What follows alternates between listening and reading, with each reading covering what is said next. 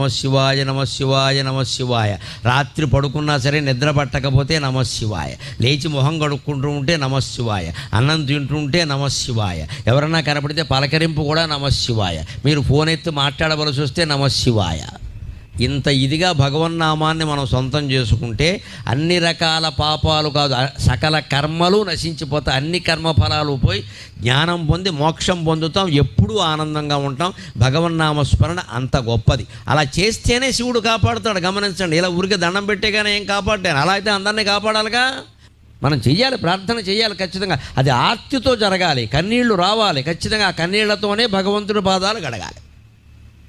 అందుకే రోజు ఇళ్లల్లో కూడా కులభేదం లేకుండా, స్త్రీ పురుష భేదం లేకుండా అందరూ దేవతార్చన చెయ్యండి. బ్రాహ్మణులు చేసే దేవతార్చన వేరు. వారికి వంశపరంపరగా ఏదో వస్తుంది, వారి పద్ధతిలో వారు చేస్తారు. వారి బాధ్యతలు వారిని చేయనివ్వండి. వారిలాగా చేద్దాం